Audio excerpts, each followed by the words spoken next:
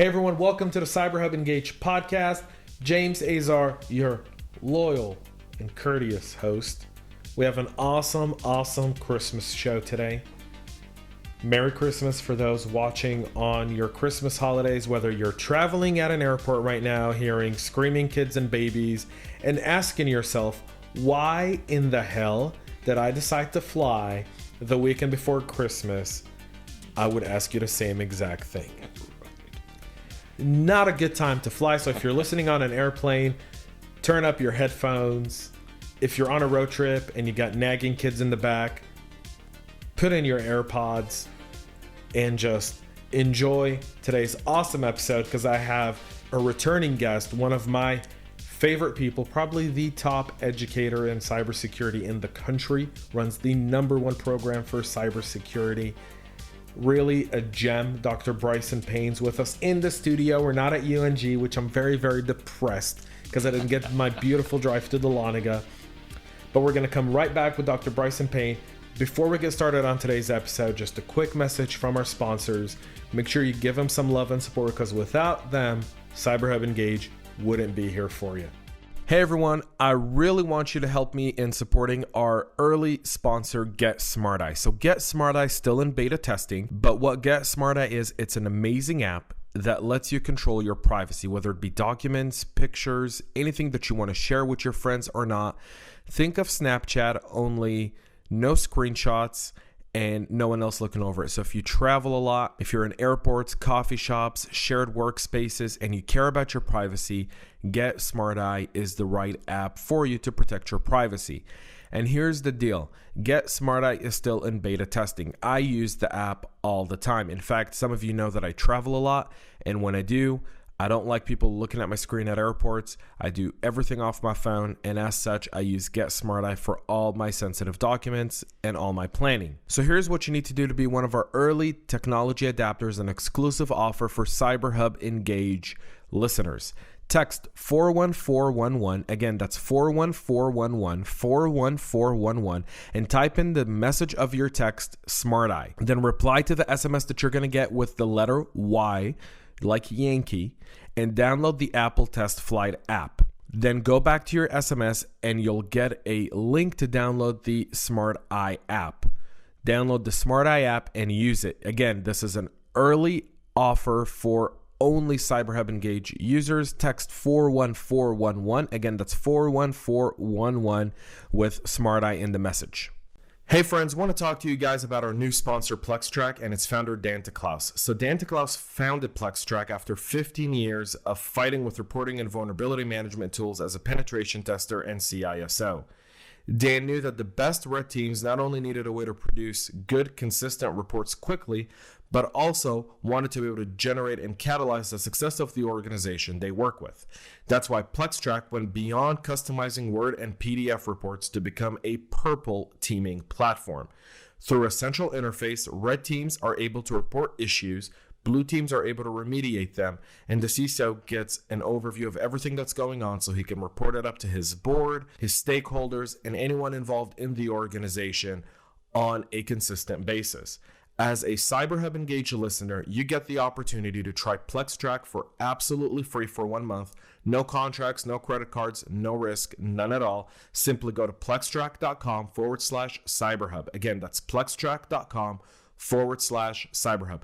PLEXTRAC, no K in plextrack.com/CyberHub to claim your free month free now. Make sure you support our friends at PlexTrack. They have a great platform for all of you that are pen testers and red and blue teams. Make sure you check them out again. plextrack.com, no K in plextrack.com/CyberHub. Folks, I want to take a moment and talk to you about CyberHub USA, one of our longest sponsors. So for full disclosure, before we get started, I want you to know I am a partner at CyberHub USA. That's why our podcast is called the CyberHub Engage Podcast. But if it wasn't for my partner support, I wouldn't have been able to deliver the content that we do each and every single day. But let me talk a bit about what CyberHub USA does and how it can benefit you and your organization. CyberHub USA are cyber business operation experts. They help bridge business and cybersecurity to enhance a company's security posture through so many different ways of doing so. As a boutique advisory and consulting firm, they work with CISOs, CIOs, CTOs, CEOs, and board members on identifying the proper and right cybersecurity strategy and do everything in between, from creating work plans to identifying the right vendors, to helping in budgeting, to ensuring third-party viability, to helping with tabletop exercises and preparedness for the day when it happens, not if. CyberHub USA has a team of experts from all over the globe that's ready to deploy at a moment's notice to help any organization deal with the most complex or even the most basics of cybersecurity challenges. You can find out more by going to cyberhubusa.co. Again, cyberhubusa.co, cyberhubusa.co, and you can get a free consultation with one of CyberHub USA's experts for absolutely free by mentioning the CyberHub Engage podcast. Again, cyberhubusa.co, cyberhubusa.co. Get a free consultation for free with one of CyberHub USA's experts, absolutely free by mentioning the CyberHub Engage podcast. And now back to the show. Bryson, Dr. Payne, thank you so much for being here. Thank you. I really appreciate it. It's awesome to have you in the studio. Last time we were in your office. Oh, you're welcome up to UNG anytime. It's a great drive. Give me a reason. You got it. Give me a reason. Especially when it's raining, that just drive up there with the change of colors. Oh, yeah. I was up there about a month ago. Month and a half ago, my wife's family was here from Israel. Oh, okay. And we went from the Lanaga to Helen, but I took the back road. Oh, yeah, that's great. I've got pictures of just that drive, and I'm wow. There are very few places in the world as beautiful to live and work, so I'm very fortunate. You know, people think of Georgia as like the South, like country. Right. They don't realize how beautiful North Georgia really is. Absolutely. I think if the state just invested a little bit more money, North Georgia would be, hey, Randall, if you're listening. They're doing a great job, but we always appreciate more. We'd like a little bit more money for North Georgia, please. Get on that, please. Governor Kemp, Lieutenant Governor Duncan, calling you out. More money for North Georgia. Well, we do. I'm actually going to announce something here today for the first time. We just got word that the National Defense Authorization Act that just made it through Congress has $10 million for the senior military colleges for scholarships for cybersecurity.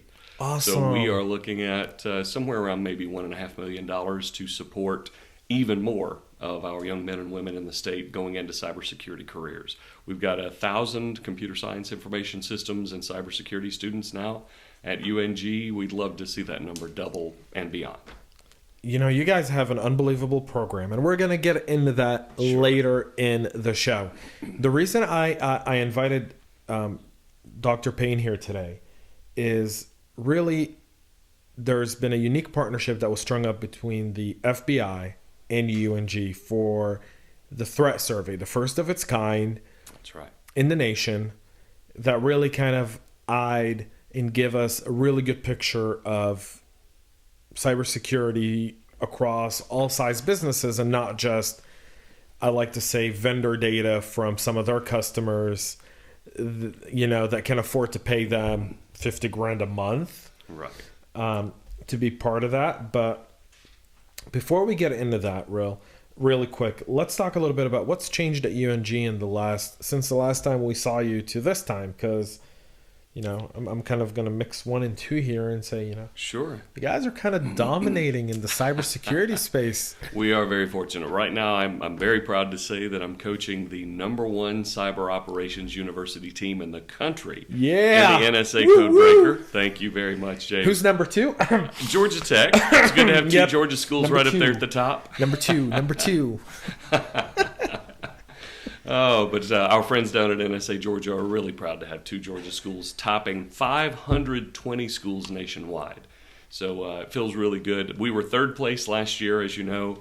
My students were so proud of that. I was so proud of the hard work they put in. I'll tell you, I've just got some of the hardest working young men and women in cybersecurity in the country. And it was really great. You know, I knew they could do it. After placing 3rd last year, I knew we'd be in the top 3 again this year. But you're number 1. Them believe it when they topped Oregon State, topped Georgia Tech, and then have been hanging on to that lead for almost 100 days. You guys are leading by like 80,000 points. It's more than a 100,000 point lead now. Yeah, the students have kept going. So I know there were some graduate students at Georgia Tech, again, a great partner school, great sister institution. They finished up, and you could see the points stop accumulating right as they turned in their finals, because they were doing some extra credit, just like my students are. And our students kept pushing on, and they're still scoring. Final grades were submitted almost a week ago, and they're still in it just because they love it, and they really are just dedicated, passionate about cyber. Last time I was on campus when we had the meeting with some of the students, I think if you're considering going to school anywhere, and I was telling you kind of off the record, I said if my daughter, I told her she can go to any college as long as it's UNG.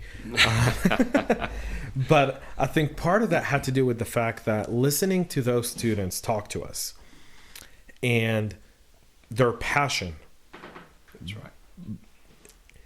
A lot of kids go to school to study. Very few kids have passion. These kids that were in the room had passion.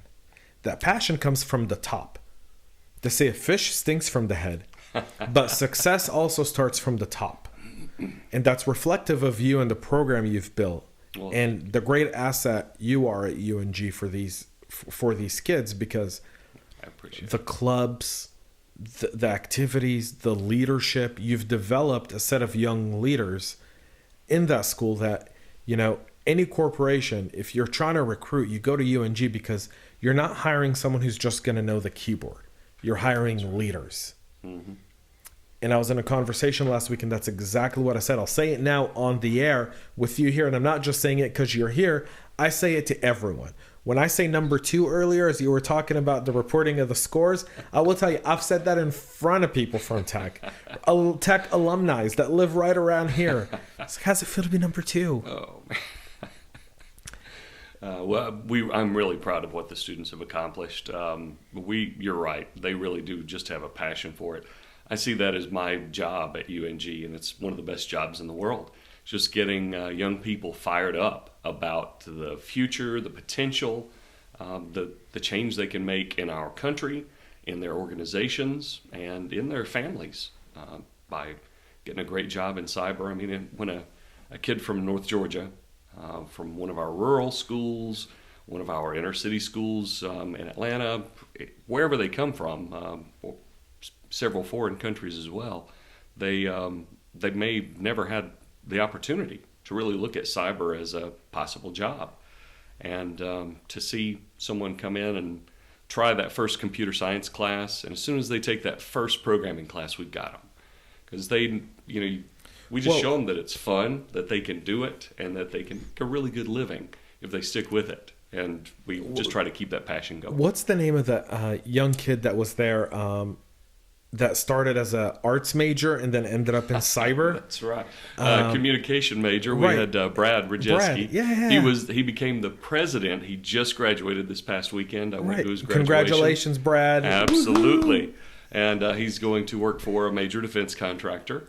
He did an internship with Thales not too long ago, and he'll be working in Florida with a defense contract. Right, because he was moving to the Pensacola area, was he not? That's right. Yep. And our thoughts, our prayers are with the people in Pensacola. It's been 2 weeks right before the holidays, but man, oh man, that still resonates. I got to tell you. But yeah, Brad was well done with Brad, because he was a communication journalism major. That's right. Took a cyber class. Yep, and we got him. And he was hooked. And he not only got hooked, but he leads. He's recruiting. He's bringing other people into the program. His story is the story of every CISA who's ever sat in your chair. Yeah. Yeah, they started in cyber. Some of them didn't. Some of them were in IT. Others were in operations or finance, and somehow their path ended up in cyber. And Brad's just that. So a shout out to Brad. Yeah, Brad built our cyber club from around 5 to 10 people who were meeting weekly to over 100 students a week who get together now and practice for a dozen competitions. The NSA Codebreaker is the biggest and the best of all of those competitions we're fortunate to compete in, but we compete in over a dozen competitions a year. And that's possible because of Brad, Maddie, Kevin, the team that all just graduated, but they've handed it off to another great team. And we're looking forward to a terrific year all around. I feel like you've taken a cyber program and you've done what what's his name? Stoops did in Oklahoma with the football program, right? You've just created a Heisman Trophy after another, right? It doesn't matter. Your seniors leave, and I won't say Alabama because we are in Georgia and Right. we don't talk about Alabama here, so that's why I said Oklahoma and Stoops. And I won't go Florida, too close, but we can stay with Oklahoma. I appreciate the comparison. And so, I mean, great to have he had a program that just kept spitting out Heisman Trophy talent. It doesn't matter. You'd go, how could they get someone better than Adrian Peterson? Come someone else, Yep. right? And you've done that in cyber. You probably have the program has just been for years so good, and it's great to finally see it start to get the recognition. And part of that is the FBI UNG threat survey that you guys did. Yeah. And the reason I wanted you here is to talk a little bit about that. You've kind of did one, I want to say, small presentation on Sure. this with a small group of people. That's right. And there's so much to come out of this. So tell us, how did this whole survey come apart? Sure. Well, we've had a great partnership for years with the FBI Atlanta Computer Intrusion Squad. The team down there, Chad Hunt, and a tremendous crew of men and women working to protect our country, to protect the citizens of the state of Georgia. They've done things with us ever since our very first GenCyber camp a little over 4.5 years ago. That GenCyber program is the high school summer camp that we Right. do, where we take 40 high school students through a 10-day ethical hacking program. They learn everything hands-on about how hackers get into your computer so that they can then protect their computer, their family's computers and identities, their businesses when they go off to work. And they would come up and speak. Chad's been several times. Mary Beth and Mark have been up and spoken. A really cool team. And so when Mark Reinking and Chad Hunt and Mary Beth Crona said, we've really been wanting to do a statewide survey of all of the businesses in Georgia to see what kind of threats they're seeing and find out what they're worried about over the next 12 months.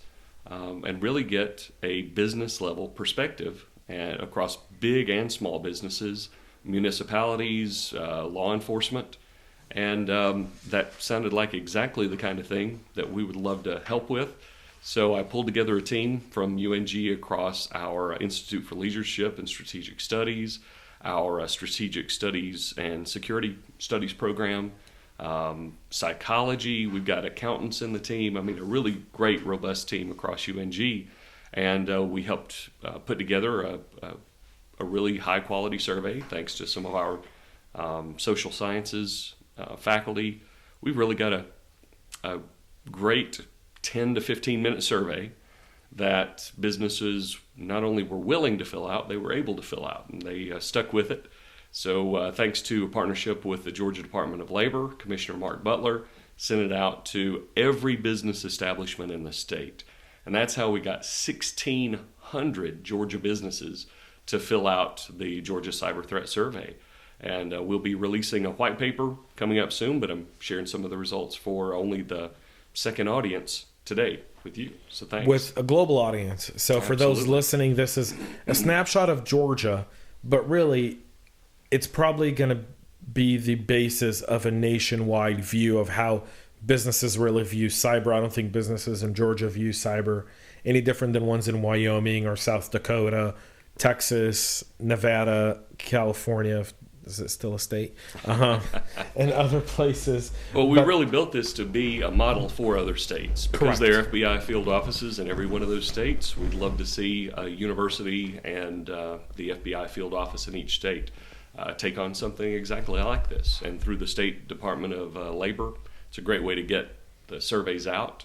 And we were really impressed that CISOs, that CIOs, that IT directors, all the way down to regular employees of small businesses responded to the survey. So I was there in the room when you talked about it. I wanted it first. I told you, I was like, Bryson, give it to me first. Because we were in a room with a lot of people, and so I asked I think I asked one question, and I had so many of them. But I didn't want to be that guy. Yeah. And so I kind of quieted down. I asked my one question, and then I kind of let the day end.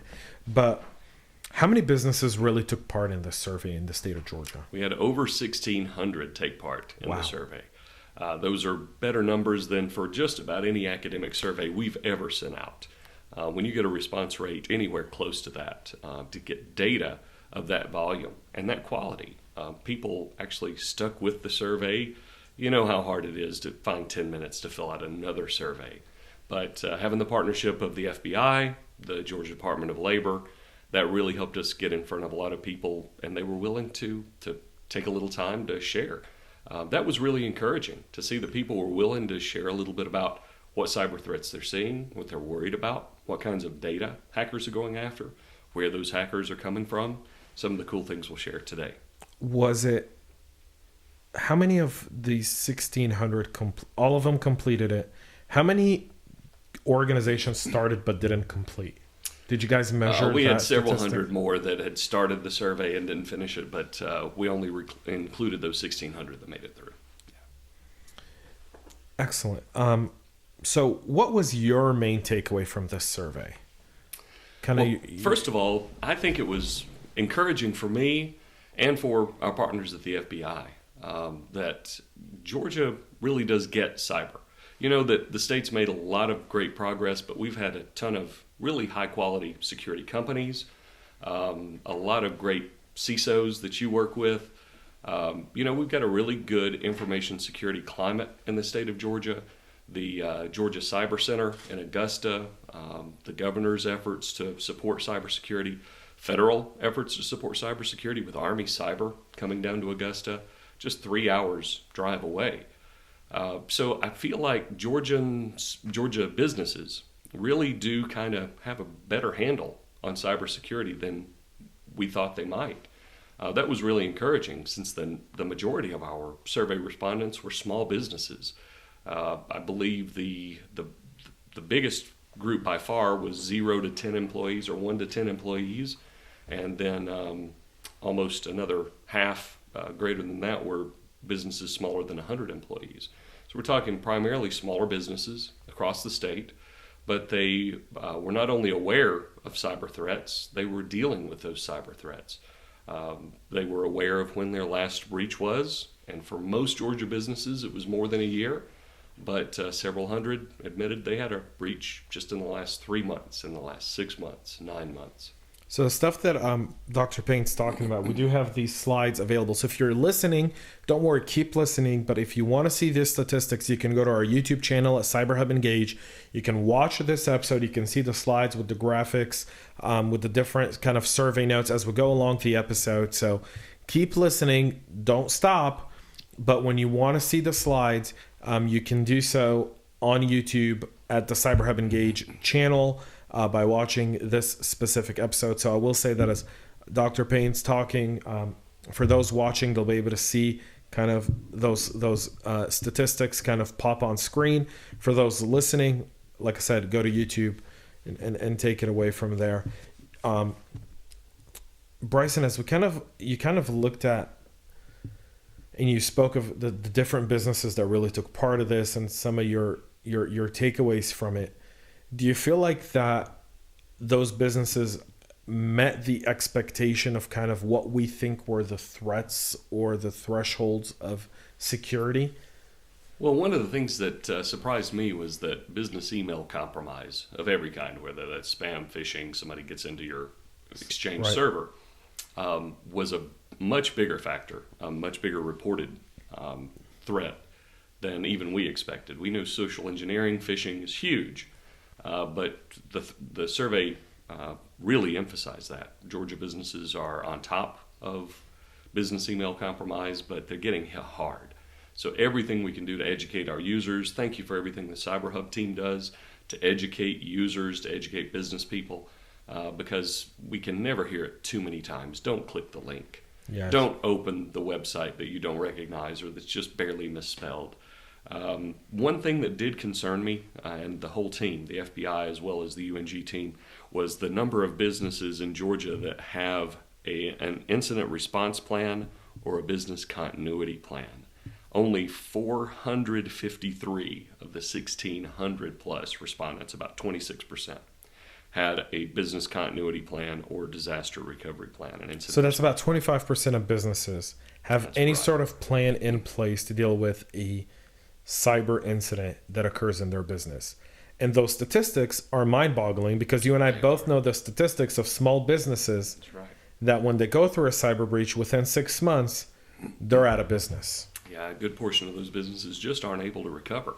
I mean, think about it. If you're a small company with 3 to 5 employees, maybe 3 or 4 computers, and they're all lost to ransomware, you don't have backups. You may have no records of your customers because so many businesses don't even keep printed paper records anymore for all of their customers and all of their transactions. It can be an end-of-life event for a small business. So that's something we're really wanting small businesses to take to heart, especially from this survey, is that the most important first step they can take is starting to document what they would do if, because that brings out all those other good questions. So if they know that they would be erased from the map with a ransomware attack, for example. Which is what we're seeing. I mean, think of Maze ransomware right now.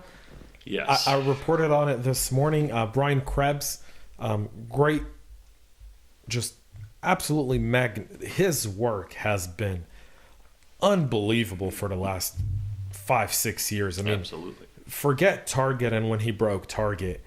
That was his claim to fame. Oh, yeah. But the work, botnet, so much stuff that Brian Krebs does is just, I'm a fan of Brian Krebs. Same here. And he posted something on Maze ransomware yesterday, and they've been kind of talking to a Bleeping Computer. Oh, so yeah. the hackers have been back and forth with the reporters at Bleeping Computer, sure. And they're starting to shame the companies they've breached. So they've put up a public website, and they have the list of the companies they've breached and those who haven't paid. So they're essentially letting the world know. And this morning on our daily cyber briefing, one of the things I said is we should look at those 8 companies and as a community come in and help them recover. Absolutely. For free, pro bono. Yeah. Like, you don't blame the victims. You don't blame the victims, and we sure as hell don't glorify these hackers who are somehow trying to be like, we're ethical. We don't go after 911. Last week, in one of the interviews with Bleeping Computer, they said, we don't go after social services or healthcare companies. We go after companies that make money. So you're a fascist. So you're a group of fascists who see a successful business and want to go and take money that you didn't earn and steal it from them for your own personal profit. And we know just from the statistics that most businesses are small businesses. Correct. And you could be, the ransomware just leaves a trail of destruction. But one great thing about putting together a business continuity disaster recovery plan is that if you find out, wait, I don't think we could recover from ransomware because we don't have offsite backups. We don't have a way to recover data more than 30 days in the past.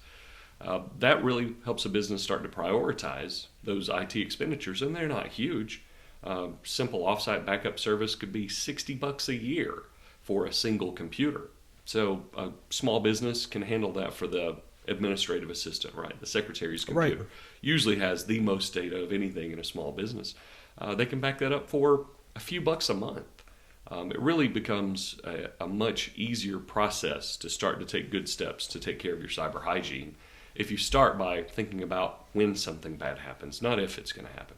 We know from the news, from the cities that have been taken hostage by ransomware, by the malware running across our networks at every level, that it's going to happen. If you plan for it, you can make it through. The businesses that don't plan for it, it's really tough to come back.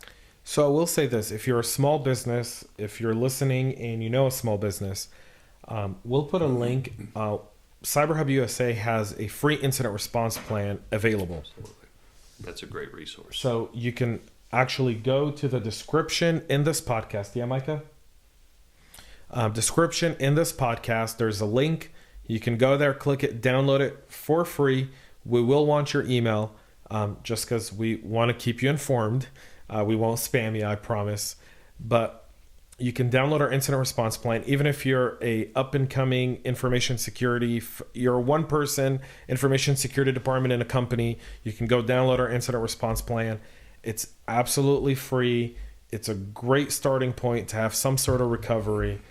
I don't typically do this on our podcast where I talk about this kind of stuff, but no, it's a I great think that resource. statistic is there's so much free stuff out there. I feel like there's not one source that takes all that free. People always say, well, look at the NIST framework. And I'm like, have you seen the NIST documentation? Yeah. If you're not an IT person, if you're not an IT security person. Even if you're an IT security person, if you're in a business with 10 people, you don't need hundreds of pages of documentation. Right. You need a checklist. Right. And that's a great place to start. Start with our checklist, start with our incident response plan, and kind of customize it and change it. There's no one plan fits all, I think. And that's one of the things I always tell businesses is there's not one incident response plan that fits everyone. No, definitely not. But there's some great small first steps that every business can take. Backup for a small business may be the one thing that they haven't done yet. They've got antivirus, they've got a firewall because they asked their IT to get one so that they would have it. But offsite backups, something simple like that, can help protect you, help get you back up and running. We had a great story. One of my students came back to speak in my reverse engineering class this semester, and he works with an IT firm here in Atlanta, managed services provider. And they had a company that had been restoring from backups nightly for almost a month because they had ransomware that would kick in after about 12 hours. So they would restore, but of course the ransomware was on the backups because it was delayed. And they would run through their whole production day, small business, and then they would have to turn everything off, unplug everything, restore, and then start the business day again the next day. And finally, they called their managed services provider and asked for some help getting rid of this ransomware. But because they had good backups, because they kept all of their transactions backed up live, they were able to recover, restore, and it was costing a lot of overtime and manpower. But because they had the backups, they were able to keep going, the business continuity part of disaster recovery. It's not always a natural storm. It's not always a ransomware event. Sometimes it's just keeping the business open because something's going on. Whether it's your email server's compromised, a financial attack, which came out pretty high in the FBI UNG cyber threat survey. A lot of people were worried about financial attacks over the next 12 months because of what they've seen over the past 12 months. Those were interesting statistics. Health data ranked higher this time than we originally thought. So you're saying the main concern for businesses was financial attacks? That is right. 31% of the businesses said that they're most concerned about financial attacks. 19%, the next runner-up, was cloud service attacks. So everything's moving to the cloud, but people don't have a good handle, especially mid-sized and small businesses, on how secure that data is while it's in transit and then while it's parked in those cloud services. It comes back to the old basics. We need to have really good passphrases on all of those distributed types of accounts out there because we want to make sure that nobody can, break in easily. But it goes so much deeper than that, making sure that you're using encryption on those big data stores that you put out there in the cloud to make sure that even if someone gets a copy of that server or that host or that set of servers, they won't be able to make sense of your data. It feels like, you kind of look at the results from the survey and you look at some of the main concerns, and we see that kind of match a little bit of the global trend. I think there was one thing on there, though, and I don't have it in front of me. It was kind of a surprise for all of us, which was kind of, I can't remember what it was. Mike, I've got a set of the slides here. I want to kind of the future, or I think a few slides back, you'll find website attacks and defacements. Oh yeah, and it's still huge. It's a concern for a lot of people. But We don't see it as much in the States. I mean, when I see website and defacement stuff, it's typically in Iraq, it's in Afghanistan, it's in Iran, it's in Asia. Right. It's not really going on in the U.S., but to see that 17, almost 18% of businesses were worried about that, Yeah. is that still is that a legit fear, or is it more of a reputational fear? It's definitely a reputational fear, but we have a lot of cases of small businesses and even city and county governments getting their website hijacked. And by hijacked, I mean, in some cases, there's not even a defacement. In fact, you wouldn't even know that somebody's using your web servers until you have one of your IT team look around and they see some oddly named files with a PHP extension that they didn't remember putting in there.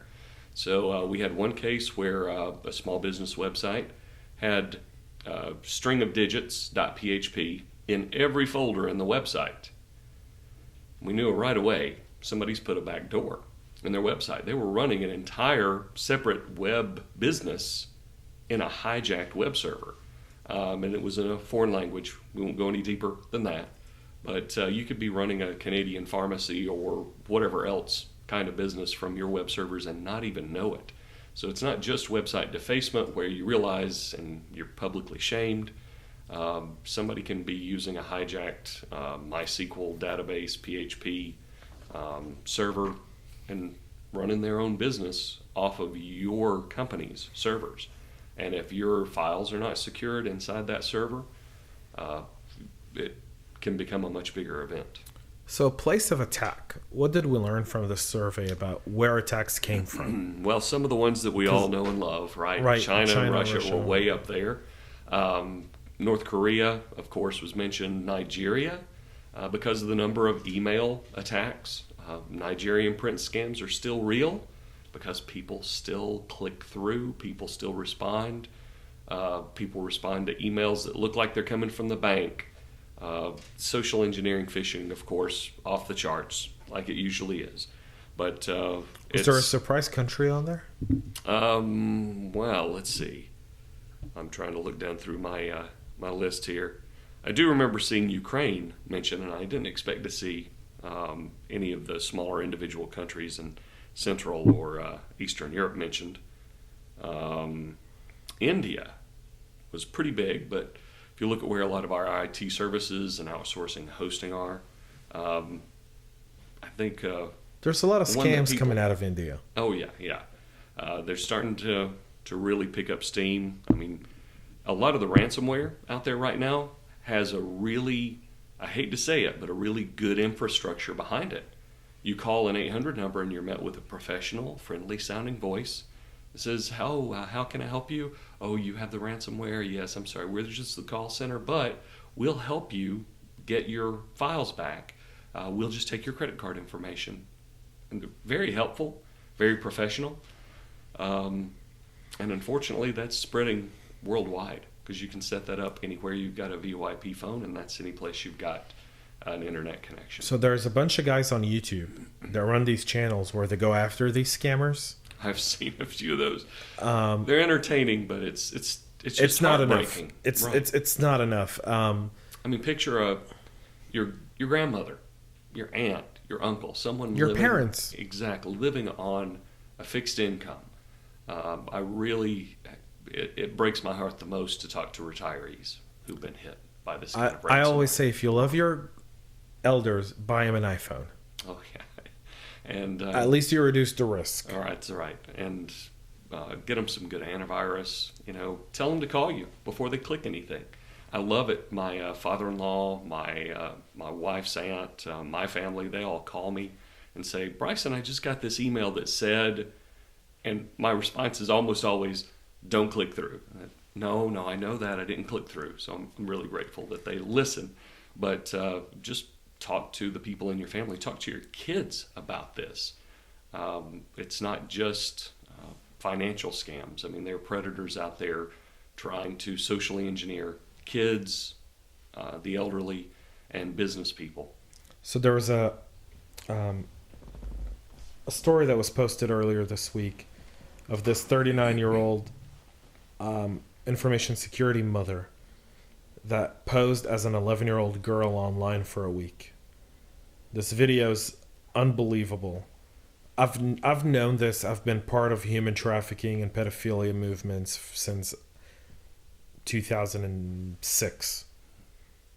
And so I know the kind of stuff that exists online. It used to be chat rooms. Now it's apps, and it's gaming apps. It's Fortnite. It's Fortnite. Is that what it is? Yep. Whatever it's called. It's all these different games that are multiplayer games where these grown men are masquerading as 11, 12, 15-year-old kids, boys or girls, That's right. and pretending. That's why it's important to talk to your family, talk around the dinner table. Well, the holidays is a perfect example to have this conversation. I always feel like the only time you have your family, I'll kind of prelude this. In America, we get together, families get together around Thanksgiving, Christmas, Easter. That's 3 times a year. Mm-hmm. It was funny because when I lived in Israel, it was every Friday. Yeah. Right? Family is a lot different. Every Friday, everyone would get together for Shabbat dinner in Israel. And so the conversations around the family table, the kids, the ideas, the entrepreneurship, that kind of all derives from people sitting together and, not Netflix and chilling. Right. That does exist. Sure. But once a week, you're not watching TV. It's the whole family around a dinner table for 2, 3, 4, 5 hours. It starts in the early afternoon, goes all the way late night. I mean, there's something very nice about that. But in the States, we don't do that. So Christmas, right now, this opportunity where a lot of people are going to see their entire family, mom's side, dad's side, wife's side.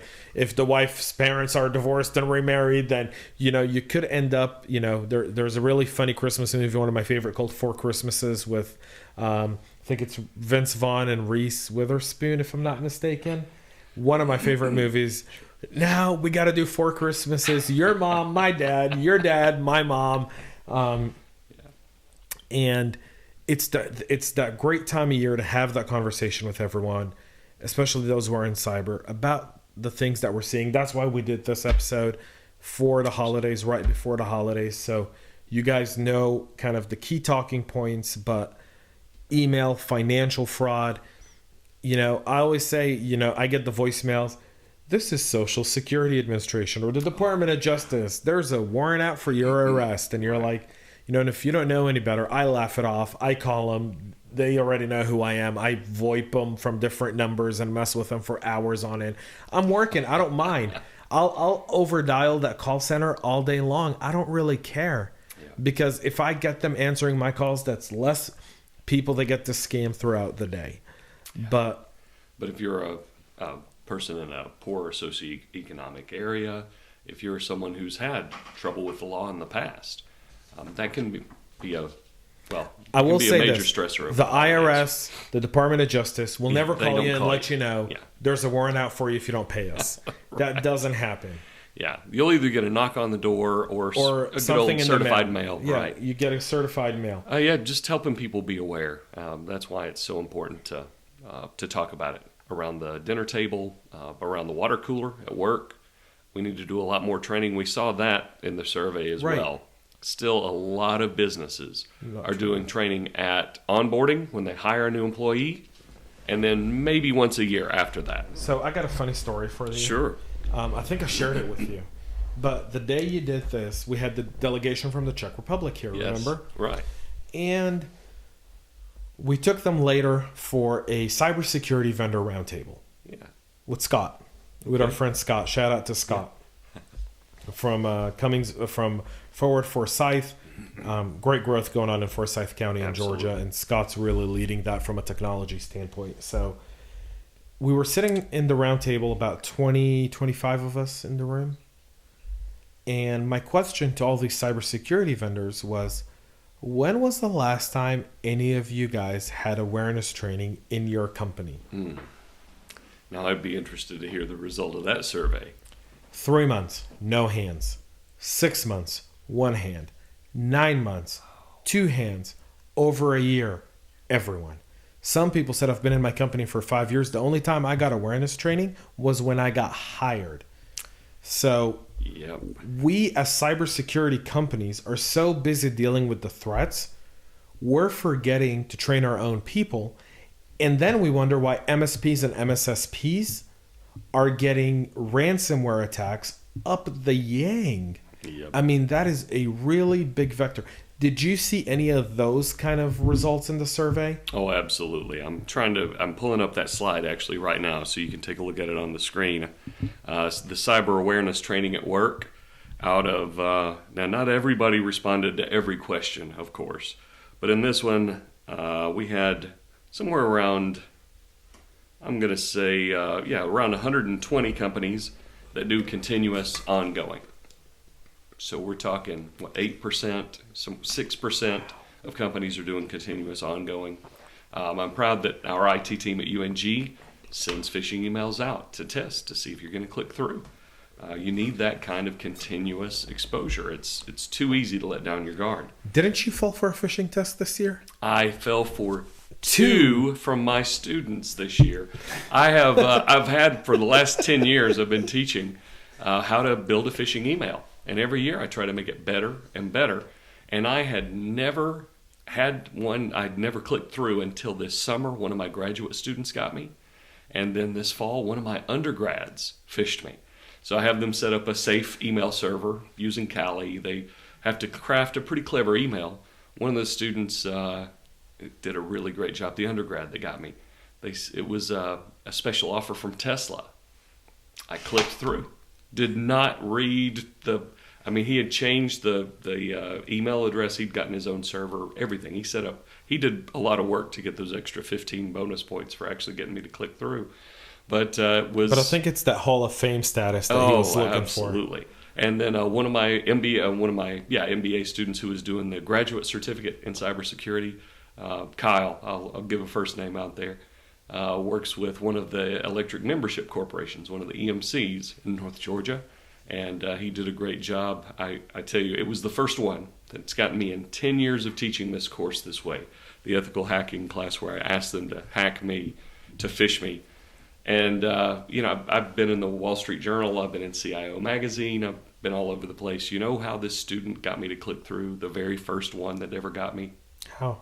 The Dahlonega Nugget. So our local hometown newspaper in Dahlonega, it's called the Dahlonega Nugget. And he said, Dr. Payne, I saw this article about the GenCyber camp, the high school camp that you're doing. Congratulations. And it was during the summer when I just taught the camp, and I didn't remember seeing an article in the Nugget. Well, he had pasted a picture from a previous article into what looked like an online copy of the Dahlonega Nugget newspaper. I clicked through, and 15 extra points that he got right there.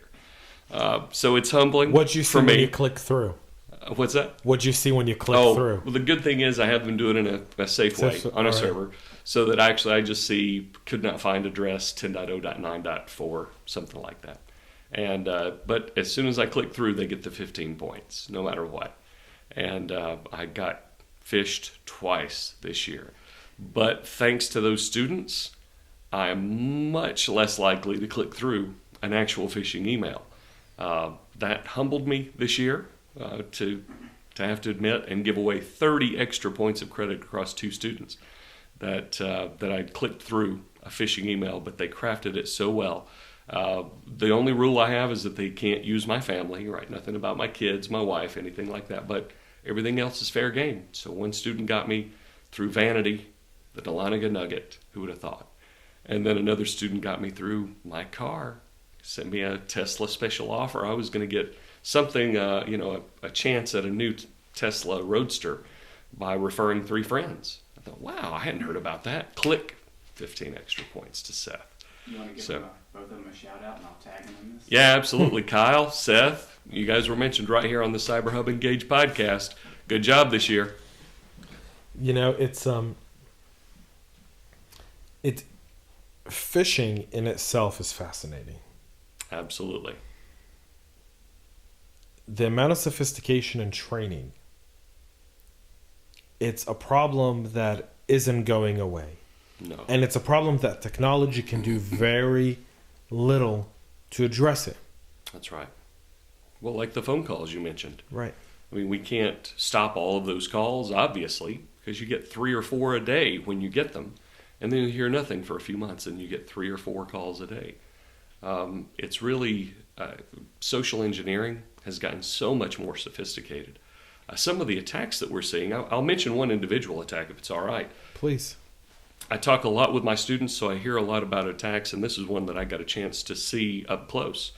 So an Amazon account had been hacked, but someone had just ordered a few things, $25 item, then a $75 item, then I think a couple of $800 items. And so the person who held the account noticed it on their credit card statement, and they realized they hadn't made those purchases. So they went into Amazon and they saw their order history, and there were several things over the past month plus that had been ordered that they didn't order. And so they immediately changed their Amazon account password. They got a new credit card issued. They contacted Amazon, got credit back for the purchases, let their credit card company know as well. But then a month later, had more charges. And so they looked through their email. They didn't see any Amazon confirmations. And they noticed when they had bought something on Amazon, they didn't get a confirmation when they were getting a present for the family. Well, it turns out this hacker, or group of hackers, had broken into their email account, not their Amazon account. And in the Outlook online email, they had set up a filter so that anything that said Amazon would go to trash. Now, this person had control of this individual's email. They could have done anything, talking banking, because once someone's in your email, that's where all your passwords get reset. That's how they were able to get back into Amazon. So they were able to reset passwords for any account, but they stayed focused on Amazon. That was their attack vector, and they stuck with it. They used email to get to Amazon. So even though this person had 3 credit cards issued now over 3 months, had Amazon clean up all of those entries, they had changed the email filter so that anything that had Amazon in it at all got sent to the trash. Well, when we looked in the person's trash, they had all of the confirmations. It was sparse. It was just enough that they could sustain it for a little while without being immediately caught. This had all of the markers of a very big operation.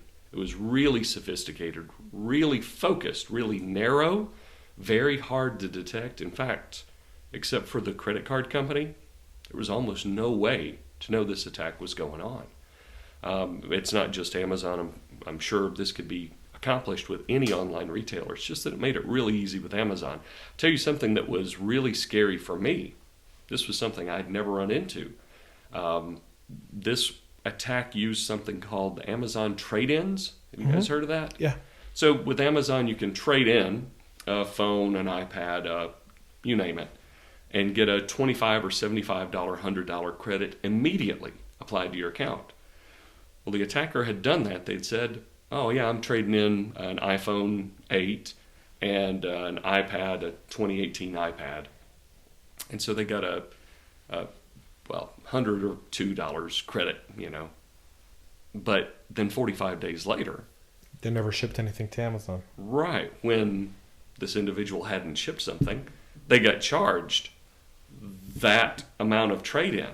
And so the attacker bought another $100 or $200 worth of material without hitting the credit card of the individual for 45 days later. Now, if you haven't looked in your Amazon account recently, this is a good time to go look at your Amazon account, your bank account. Make sure you've got a good passphrase for all of those. Make sure your email account is your hardest passphrase and that it's not stored in your password manager or anyplace else. So I'll share a personal story. Please. Friday,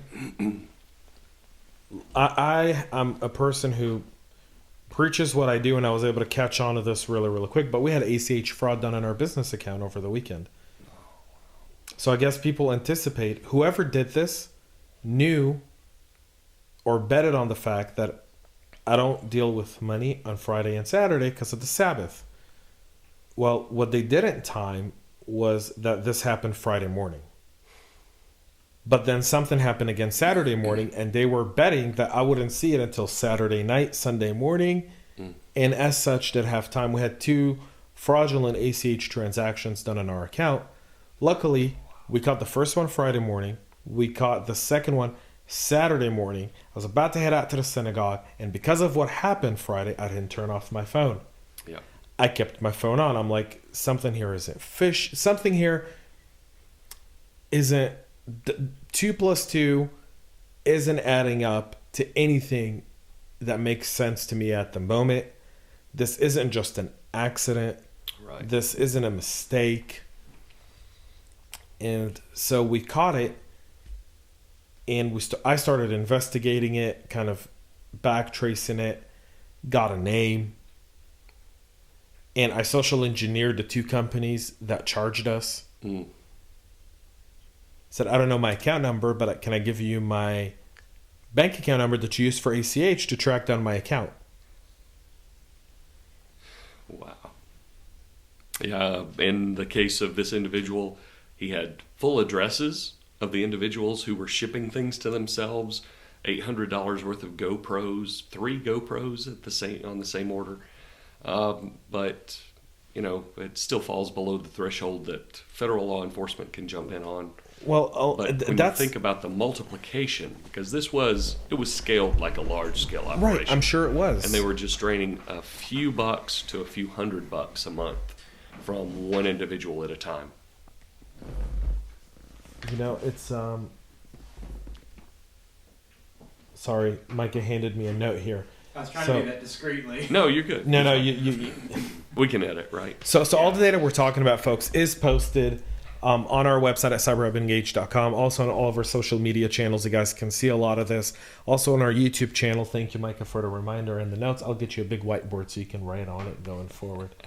I love them for that. But I will tell you this. These attacks are sophisticated.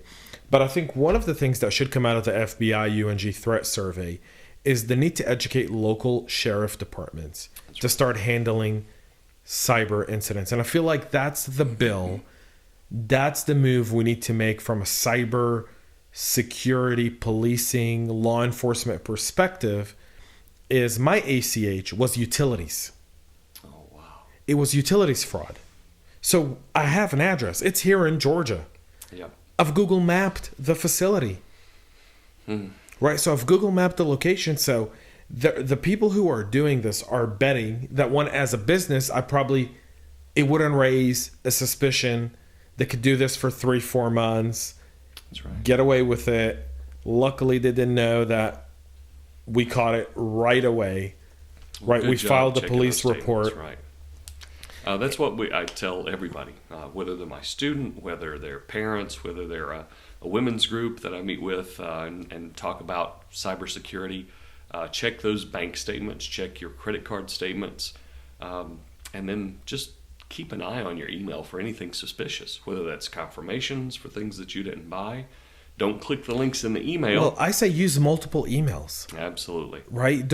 Everyone is so fixated on one email. Right. And I think your power in hackers is when you have 3, 4, 5, 6 different email accounts and you use one for account and Amazon in your iCloud, you use another one for your cable and your cell phone bill, use another one for all these different things. And one for throwaway things where somebody asks for your email at checkout. I've been to physical stores where they ask you for your email at checkout and just say no thanks. Oh, we have to enter something. Oh, how about Fred@Flintstone.com? Sorry to Fred@Flintstone.com, by the way. He's been getting lots of my spam email. But I always throwaway accounts. I always say 1, 2, 3, 4, 5, 6, 7, 8, 9 at 1, 2, 3, 4, 5, 6, 7, 8, 9.com. I'm gonna have to register that domain so I can see what kind of spam you're getting. I've got students who probably track that down. Just talking about social engineering. Again, whether it's around the water cooler, and I hope that's one of the things people take out of the cyber threat survey, is seeing the importance of those email attacks, those voicemail attacks, those text message attacks. The social engineering is getting much more sophisticated, much more and scalable. crime's more rampant. Absolutely. And that kind of, the point I want to make is, for those listening, Patrick at the NTSC, to anyone who's listening who's part of law enforcement or legislation, is we need to get a trench of money.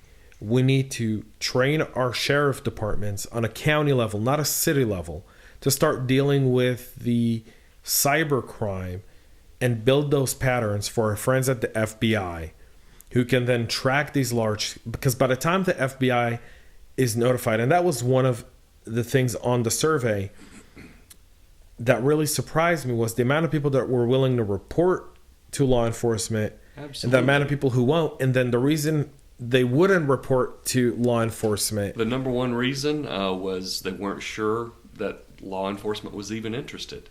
And the FBI's team that was there, Mary Beth and Mark, said, absolutely, let us know. Inform us. You can use any of the federal websites. Of course, report any kind of fraud. It's IC3. IC3. If you've got personal crime that's happened against you, that gives you a chance to at least let somebody know, because all of that data feeds into their intelligence reports that they get at all of the field offices across the country.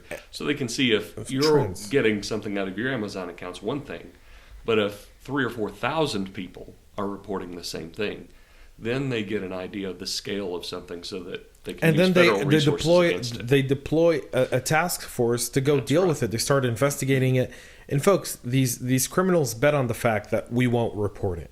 Right. They bet on the fact that if I took $400 from you, you're not going to waste any more time going after it, because what's $400 to someone like you? But if we continue to bleed money, Frank Abagnale Jr., catch me if you can, Absolutely. FBI agent, said something very, very smart. He goes, if we as Americans don't value the dollar we earn, if we don't value the dollar that we lose, that's what these criminals bet on. That's right. And that's where you really do have to go to ic3.gov and report it. Mm-hmm. That's where you do need to call your local law enforcement and report it. Absolutely. With my ACH fraud, I called Steve Foster at the GBI, friend out of the Augusta Cyber Center. I called Chad. I called Josh at Secret Service. I said, listen, it's not a lot of money, but I just want to let you know we're going through ACH fraud. Mm-hmm. For us, it's one of two things. Either someone we do business with had their email compromised, where our bank account information was exposed, or it's internal. Yeah. It was one of my former employees, and there's only 2 people who's ever seen my bank account internally. Right? So I'm just like, those are the 2 options here, because right when that happened, I went in and I started scanning all of our email accounts, scanning everything, just be like, well, but there's only one email where invoices come out of. Does that make sense? So again, just know where I knew where my data resides. I knew where things come out of. I know where things don't come out of. I know what's stored where. Small businesses these days, so it's a good job that you tracked it down. But know where things are. Right. Really, I always say this: know where your data is. Know where your most crucial data resides. Even as a small business, if you use QuickBooks or use NetSuite, and you're billing, you're always billing out of one email address. And I'll mention one other thing: make sure you've got redundancy when it comes to who has access to those accounts. Because if your administrative assistant is the only person who knows where everything is, and she disappears one day, he disappears one day, you may have no access to all of your accounts. Correct. So make sure that you're cross-training, even in a small business. If you've got 3 employees, make sure that 2 of them know how to access. You and one other person can get into everything. There are too many cases where we've had someone pass away who was the only person who knew about the accounts at the church, at the local city government, at the small business. And our students, thanks to some of the ethical hacking and reverse engineering they're able to do, are able to get access to at least some of those accounts and then reset anything that they couldn't get access to. A lot of times it does take a phone call to get access restored, or visiting your local bank, visiting your utility company. But make sure that you've got some redundancy, human redundancy, so you've got more than one person who can access all of those things. And then check those statements. You did a great job catching that ACH fraud. too many people. Notifications. Go months. Every credit card company, every place that you buy from gives you mobile notifications on your device. Yeah. Set those up. Mm-hmm. That's the easiest way for you to trace when something happens is don't wait for the email. Get the mobile notification. Download the app. Very smart. Set up the notifications on your app. Test it. Go to your local Target. Go to your Chipotle. Order your food. Pay with it. Make sure you see the notification. See how long it takes for the notification to appear on your device. Mm-hmm. So you also know timing. It's funny, I saw my timing was off in my notifications. So I called the bank I do business with and I said, hey, my mobile notifications are off. And they went, huh, interesting. And then they go, it's the holiday season. So the notifications and it wasn't all transactions, it was specific transactions. Right. And they went, so a predominant retail transactions had about a 30-40 second delay in notifications. Wow. Because of the amount of transactions that go through this time of year. Wow. Which is, that's amazing. Again, I pay attention to this stuff. Most people don't. Yeah. They don't really care. Notifications are a great tip. I mean, a lot of people might think it's too much work, too much information, but think about the amount of time you're going to have to spend cleaning up a set of transactions that spans several months, like we've seen. Especially something sneaky like not just changing your Amazon account and sending packages to different places, doing a trade-in through Amazon and you don't see the charge for 45 days, and changing your email account so that anything with Amazon in it gets filtered away. Those social engineering attacks, it was verified in the FBI UNG threat survey, but we hear about it from our students, from our business partners, our community partners all the time. I feel like as a whole, our challenges are great, and we're starting to see more and more of it kind of increase over time. Definitely. And the FBI is so busy. Those guys do an amazing job. They're so dedicated to their craft. These guys are unbelievable. Every time I talk to them, I'm just so impressed by them. Absolutely. And I'm so happy they're on our side. I tell people to be 50% paranoid because there are a lot of bad people out there and they're really smart and really well organized. But 50% optimistic because we have some of the best men and women working on our side at the federal level, at the defense level, at the state level, local level. If we didn't have some of the best men and women working on this, we would already be sunk. So yeah, we would. Did anything surprise you on this FBI UNG threat survey? Well, I was really encouraged by the number of people who would report cyber breach. Our FBI partners were very encouraged to see that as well. And then to see, that the main reason that people didn't submit it in that small number who wouldn't report a cyber breach just didn't think that the FBI or GBI or the Sheriff's Department would be interested in a small business like theirs. They didn't know that law enforcement cared about cyber crimes. And we're seeing that across the board. We're seeing a lot more training, like you mentioned, for sheriff's departments, for city police departments. But you're right, we can always do more. And that's something we want to help with, of course, as a university system. There's some great resources out there for law enforcement, for forensics, for just basic security awareness. But we can do a lot better job getting that information in front of our local. I always feel like if we just increase that cooperation between the local Bureau of Investigation, so the State Bureau of Investigation, put the FBI at a pedestal, put the GBI for the Georgia Bureau of Investigations under it, and then put, I think, how many counties are in Georgia? Over 70. How many counties are in Georgia? Maybe 100 plus. So. 100 plus counties, right? He's going to Google it.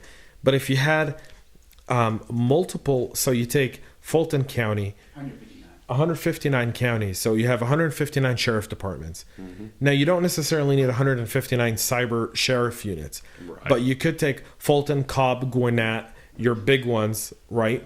Sure. And then in your rural areas, you can kind of centralize it around the largest county that's surrounded by a bunch of smaller counties, right, to have those resources. Like in Augusta, you can have, the Columbus County, right, have a cyber forensics team that deals with 30 of the neighboring counties there, That's right. right, and so forth. But And every law enforcement professional, just like every business professional, needs to have a basic understanding of cybersecurity, how to handle evidence. Sometimes you don't turn off the computer. Maybe you just unplug the Ethernet cable, but don't turn off the computer. turn off the Wi-Fi. That's right. There may be really valuable evidence on that computer, or if it's some of the latest ransomware, if you turn off the computer, you may lose the ability to decrypt that ransomware. I feel like we should, and I feel like what would be great for our state is if we were able to take a lot of the major stakeholders and build a small business toolkit that we can go give businesses. Right. I think that's something I've got some great faculty who could work on. So, and give them this toolkit and empower them to start kind of talking. They don't, the FBI can only talk to so many people. The GBI can only talk to so many people. But the county, right, your sheriff, those are your relationship folks. that's right. Right. These are the guys who, I know our Johns Creek PD here. I know a lot of these guys. Right, some of them live in our neighborhood. Some of them I see at when I go grab a cup of coffee across the street or a bagel or whatever the case may be. Some of them I see at different events they do or at City Hall, and so it's that relationship and those different toolkits because those matter, right? Absolutely. The relationships were the biggest factor among those businesses that said that they did. But having a relationship with a law enforcement officer makes all the difference in the world. That's why when the FBI comes out, they actually come out and meet and talk to businesses, civic clubs, because they want to establish more of those relationships, because you're more likely to call up that person that you saw at Rotary or that person that you saw at your local civic club and let them know, hey, something happened to me. Is this something I should report? Because just having somebody you can bounce a question off of every now and then. So developing those relationships as a business, get to know your local law enforcement for sure. Get to know someone at the Georgia Bureau of Investigations or your state Bureau of Investigations. And if you've got some contacts through FBI InfraGard, or if you know someone in federal law enforcement, that's a really good set of contacts to keep handy as well. Yeah.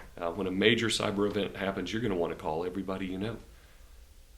And you don't want the first time you call them to be the time you need them. That's right. I think a lot of times you want to have that relationship.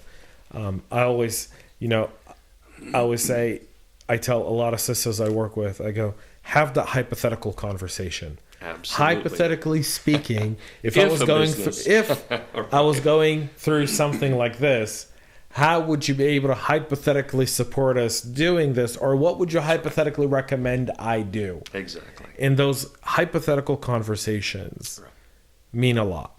They do. And they're a great pointer. And your law enforcement officials don't want to blame you for being the victim. So let somebody know. Let your bank know. Let your local law enforcement and your state law enforcement. So you guys are going to put out a white paper for this survey. That's right. When's that white paper going to be published? That'll January? be early in the new year, yeah. Awesome. Toward the end of January. We're about a month behind on getting that one out, but we'll get it there. And then in 2020 in the spring, we're going to start gathering data for the next year's survey. Awesome. So it's a chance for Georgia businesses, for CISOs across the state to get involved. And if they fill out the survey, they'll get it from the Department of Labor. It'll come out through Commissioner Butler's office again. If they get that survey and they fill it out with their email address, we'll send them a personalized copy. We'll send them a copy in advance of the publication. Those 1,600 businesses that filled out the survey will get it electronically weeks before it's available on our website. But you can go to ung.edu/cyber and you'll be able to see the FBI UNG Cyber Threat Survey there. Awesome. And then what trends are you anticipating to see change in the 2020 survey? Is there anything you're kind of like, you've got your finger on the pulse, you go, I can't wait to see this? Yeah, ransomware was not as high on the list this time as I thought it would be, because we hear so much about ransomware in the news. And maybe it's just because it's so devastating when it does hit that it makes big news. But or it's really just impressed. A good negative headline. It's a good clickbait. Yeah, maybe so. But I was surprised that we didn't see it as high on the list as we all thought, the FBI team as well. But I don't think you're going to see any change down in business email compromise, in social engineering. I think those are just going to continue to grow. It's just a fight among all of the other types of malware, ransomware, compromise that work in along with that social engineering. You know what I'd like to see in the survey? Just one added question. Sure. What gives you hope in cybersecurity? What trends are giving you hope in cybersecurity? Well, I've got an easy answer for that. I see the young men and women who are going into cyber from not just our program, but across all 8 centers of academic excellence in the university system of Georgia. And I'm really encouraged. We've got some very passionate, very capable, very hardworking young men and women going into cyber roles federally, with defense, with defense contractors, and then, of course, private industry across Critical the state. infrastructure. Absolutely. There's, that's very true. I think from a business perspective, though, I feel like news is just always so ransomware, so devastating, the hack, the breach, and it'd be nice to kind of get a feel of what makes people feel good about cyber. I feel like as practitioners, always, whenever I talk to a CISO, I go, tell me positive things that you're seeing. What are some of the good stuff you're seeing? Because of, we're always talking from that defensive, fearful point. And I feel like, what if we switch that conversation just a little bit from fear and defense to positive and uplifting? Like, what is it? Is it new technology? Is it, like you said, the people? I agree with you that the amount of people that are going into cyber with a passion for cyber is great. It's really encouraging. The amount of companies that are working hard to solve problems using technology and modern technology and advanced technology is great. Yeah. I feel like finally our government is doing, and I'm summarizing this year, but I think from a perspective, I love what this administration has done when it comes to cybersecurity.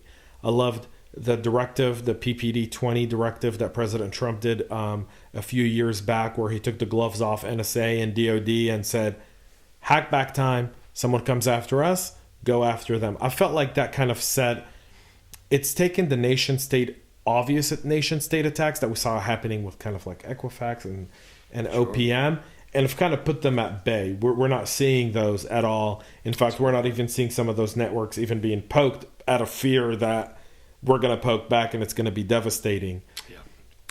I've loved the way also, President Trump handled the shooting down of the drone, and then the response wasn't a missile. The response was a cyber attack. And if we were to summarize this year, you'd summarize it with the fact that we've switched the battlefield from missiles and bombs to cyber. And I want to say a lot of good things about the NSA, our partners there, Right. Our federal partners, our Congress and the Senate, the House of Representatives and the Senate get a bad rap all the time. But our congressmen, our senators, not just in Georgia, but across all of the states that have senior military colleges, worked together to get legislation in the National Defense Authorization Act this year to fund a bigger investment in those cyber programs. They just gave $425 million to election security for 2020. That's right. They allocated They're that. funding That was some really important things on the cyber front. And for sure. there's a new bill on the Senate floor that was brought down by CATCO. In Congress, CATCO brought in a cybersecurity bill for K-12 schools that now just came through with Governor, I keep calling him Governor, but now Senator Rick Scott. Okay. It's a bipartisan bill that just came down to give CISA the funding it needs to start securing K-12 schools and giving them the resources they need to deal with ransomware attacks. So we're starting to see our elected officials this year, really through all the dreadlock, through everything you see on mainstream media of impeachment and corruption and all that bullshit. When you cut through it and you just look down, I think since this administration has taken office, there's been more bills that have gone through that have really made a difference in people's lives than any other administration ever, which is great. And we're seeing that. We're seeing it with how fast CISA's transitioning. And a lot of people We're don't. seeing a lot of funding for our high school programs that I mentioned, the GenCyber. We're expanding to a second camp this year for teachers. We're going to teach K-12 teachers about cybersecurity. And seeing the federal funding for those programs is really encouraging. It lets you know that we do have a lot of good things to look forward to. I want to end this podcast on this high note. Yeah, you know what I mean? Because it's it's a great way to end it for the holidays. Is yes, we spoke about all the different things that are a real challenge in cyber, and those challenges are going to continue to be there. It's a cat and mouse game. They're going to get better. We're going to get better. They're going to get better. We're going to get better. Is it going to eventually stop? I think cybercrime is the new form of crime. Absolutely. It's bound to be there. Right. But like putting, a bolt lock on your front door to stop from guys breaking in, or putting steel on your windows to keep people out. Our defenses are going to kind of eliminate some of those easy ways in. That's right. And make it the cost of the attack much higher. And I always say, if you want to win a war, make the cost of coming after you so expensive that you eliminate. And that's one of the defensive spending bills that I always talk to people about from a national defense standpoint. I go, why do we need to invest so much in our military? I go, because you want to make everyone else spend as much to catch up to you, because if they have to do that, you're almost limiting your competitors. That's right. And so big organizations are able to spend a lot of money to defend themselves, making them a harder target for hackers. Mm-hmm. Smaller companies need to start putting bolt locks on their doors, stuff on their windows. Getting really good passwords, getting those offsite backups. That's some of the great news since we're in the holiday season. There are a lot of things that your listeners can do. If you're watching this podcast or listening online, every step that you take to make yourself more secure makes your organization more secure, makes our country more secure, makes your country, if you're listening from overseas. It's the good news is that individual responsibility goes a long way. So there are some really bad cyber threats out there. But just by not clicking that email, not responding to that phone call, to that voicemail, that text message, you can do a lot to thwart the vast majority. You don't have to be the most secure company, the most secure person. You just have to be more secure than the average person. Right. And that's what we're after.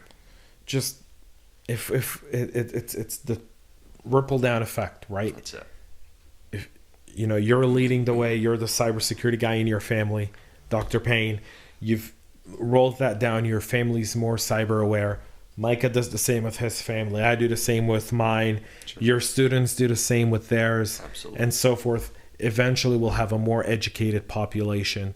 And it all starts with giving back to our local community, because I think there's one thing that's always said is communities deal with issues together as a community. So if cyber is a community issue, while it's of national importance, it's a community issue.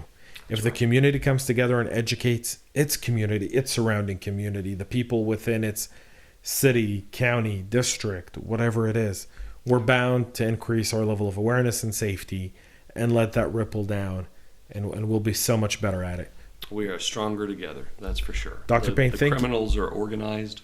We can do the same thing. So, thanks. How can people get involved with your program at UNG? Oh, that's great. That's the last question before we wrap this up. I'll pitch out for high school students out there, or K-12 teachers. You can look on ung.edu/cyber and find some information about the upcoming summer camps. Those are fully funded by NSA. We're pending funding for this year, but things look good. We're always looking for new members of our strategic planning team, our business advisory council. So if you're a company and you're looking for internship connections, if you're looking for one or two new hires, or looking for a whole lot of them, come talk to us. We've got an internship coordinator, Elaine Fitzpatrick, that's great to work with. And then, of course, we'll be sending out in the spring through the Georgia Department of Labor, FBI, and UNG contacts that Georgia Cyber Threat Survey. And it's a great chance for organizations to connect with us there and to get a sneak peek at next year's survey. Absolutely. Dr. Payne, Merry Christmas. Merry Christmas, James. Thank you so much for being here. I appreciate it. I really do appreciate everything you do at UNG. Great to have you back. We'll have you back again after the next survey. That is we won't let you get too far. For those listening, enjoy your Christmas, travel safe, enjoy your time with your families. For a little bit of time, let off your guards, have a little bit of eggnog or wine, and just be jolly. I've got 8 days of donuts coming through for Hanukkah. Yeah. 8 days of donuts. It's rough, but somebody's got to do it. It's great. Rough, but someone's got to eat a donut a day. My son would be really happy about that, for sure. I got to tell you, I love Hanukkah donuts. They're the best. They're the best. They're jelly-filled, powdered sugar, deep-fried. Just really good donuts. Sounds great. And here in Atlanta, there's a few places that make them really, really good. And so I've already made myself super hungry, even though I'm wearing my Santa shirt. But I've made myself really donut hungry right now. So that's it for this week's episode. Like I said, thank you so much for tuning in. Thank you so much for listening to us all year long on our journey to build CyberHub Engage and kind of bring you great content. We hope you've loved it. Make sure you give us feedback. Share this episode with your family and friends. Make sure you give them a listen. Everyone's got an hour to spare in the holidays to just sit there with, family is great for about 2 hours. And then after that, you kind of want to go put in a pair of headphones and run away from your crazy Democrat uncle who's talking about impeach Trump. And so when you want to do that, you can just put this podcast in your ears, share it with your family, and at least they'll listen to something productive that they can take so much more away from and really help them in their daily lives. Thank you, everyone. James Azar here, signing off for the holidays. Happy Hanukkah, Merry Christmas, Happy New Year. We'll be back in the new year with so much more. We are off next week, the 28th. We won't be putting out any content. We'll come back with the new year with a mesh of new CISO interviews, great CISO talks, and our daily cyber briefing will be coming live every single day from our studio here to you at 10:30 Eastern every single morning. You'll be able to get your cyber news live, no longer waiting for the recorded version to be published on Apple Podcasts. Thank you so much for your support this year. Thanks so much for tuning in. A big thanks to Micah for everything he's done this year. Like I said, Happy Hanukkah, Merry Christmas, Happy Kwanzaa. Am I forgetting anyone? Am I forgetting any holiday? Happy holidays all Happy around. holidays. Happy New Year. Happy New Year. Thanks so much. We're out, Micah. Take us out.